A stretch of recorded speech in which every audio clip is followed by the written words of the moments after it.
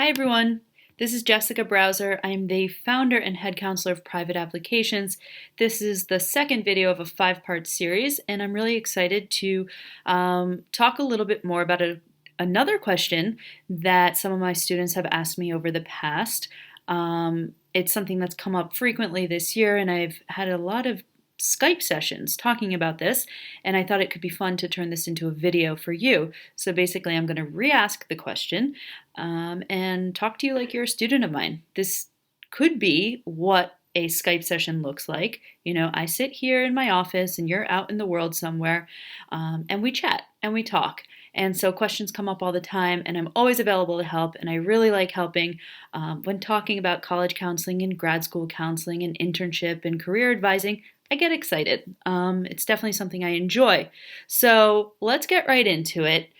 Previously, I talked about community service and the importance of resumes, and now I want to talk about something completely different. This is only for college students, but basically the question is, my high school doesn't offer AP tests. Do I need to take them on my own?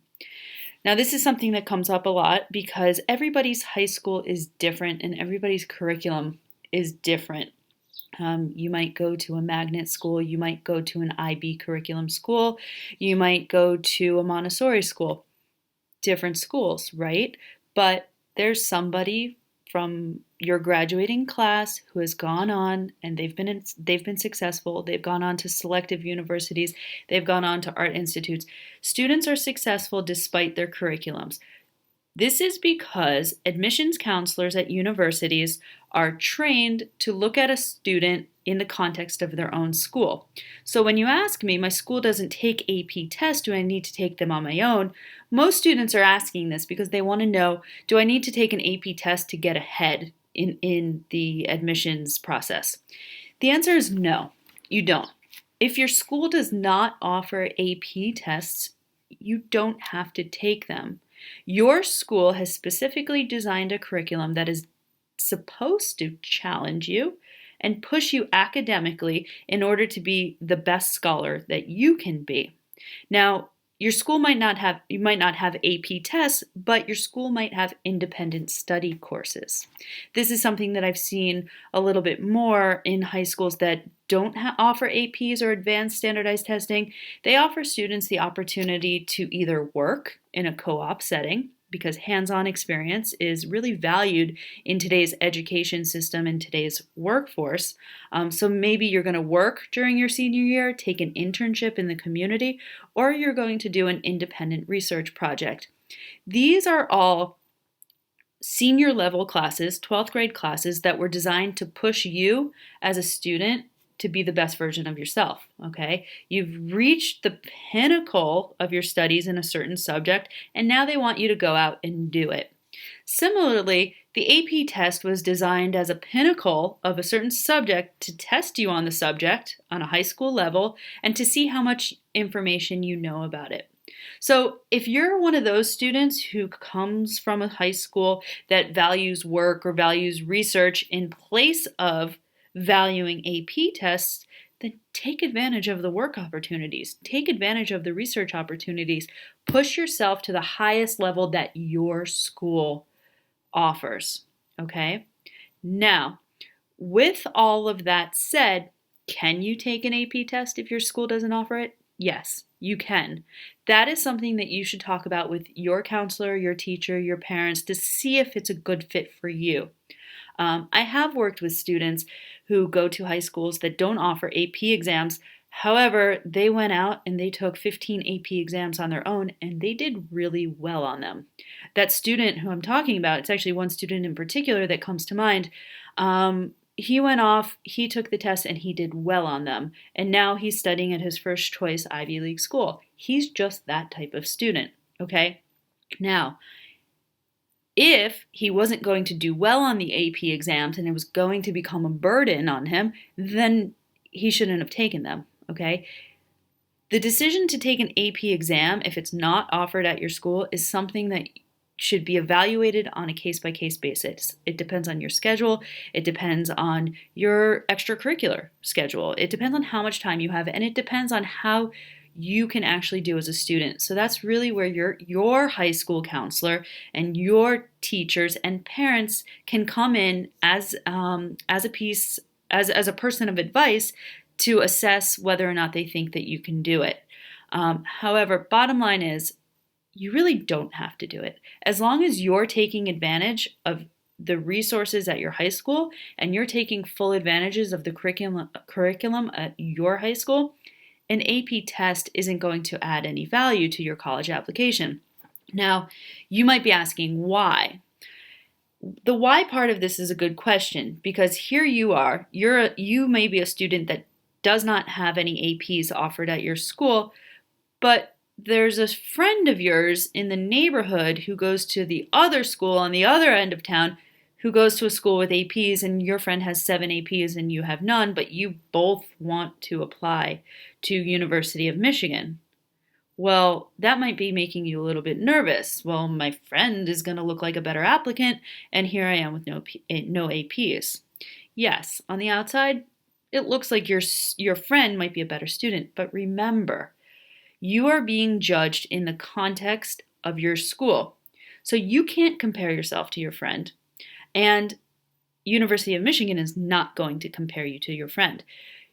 University of Michigan is going to look at you compared to the other students in your school, context of your school. So the University of Michigan admissions counselor, as well as all of the admissions counselors from all of the universities around the United States, they are trained to know and understand the curriculum of your school. Okay, so the United States and even international, because this does apply to international students as well, but every school is put into a region. In the United States, there are several regions that admissions counselors are assigned to. So a University of Michigan admissions counselor is not reading applications from students all over the country. A University of Michigan admissions counselor is reading applications from students from Florida or from Texas or California. Even for some schools, the state of Florida might be divided into 10 regions, so there would be 10 admissions counselors covering the state of Florida. That makes it a lot easier for these admissions counselors to know and understand the high schools that their students are coming from. So I tell you this to make you rest assured a little bit easier. You should hope and you should know that the admissions counselor knows your school, and the admissions counselor has somewhat of a relationship with your college counselor at your school where they can communicate if they have any questions about you or the curriculum at the school. There's been many times where admissions counselors from, let's keep going with University of Michigan, the University of Michigan counselor will they'll be, they're looking at your application, they have everything open, and they get to the piece in your application where it's the counselor's letter of recommendation or it's the counselor's info, and there's a phone number. And those counselors pick up the phone and they'll call and they'll talk and they'll say, well, I don't really understand. Can you explain to me the grading system of your school? Or why is it that your school only offers 4 APs and not the full range of APs? Because that's also a variation of this question. Maybe your school offers only a few, but not all. The communications between admissions counselors at the colleges and the universities and the communication between the communication with the counselors at the high schools is ever flowing, okay? It's back and forth. Both pick up the phone, both exchange information, and it's all to your advantage. They exchange information so they know more about you. So if your school doesn't offer AP, or if your school doesn't offer a lot of APs, it's okay.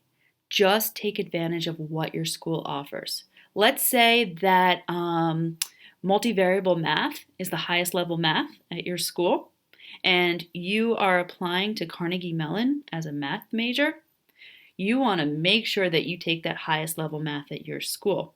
You might not have an AP, you might not have an AP math exam, but whatever the AP is whatever the highest test is at your school, take it. Because the admissions counselors at Carnegie Mellon or University of Michigan, whatever school it is, they will know the highest levels that you could reach at their school. And if you're pushing yourself to be that type of student, then you need to push yourself to take full advantage of your school's resources. So I hope that answers your questions. A lot of the details and the examples that I use in these scenarios, they're just details and they're used to illustrate my point. But the same can be said, all of my different examples can be translated to different subjects, they can be translated to different schools. It's pretty much the same. You're being judged on the context of your high school, and when you submit your college application, the admissions counselors at the schools will know who you are because of all of the information in your application.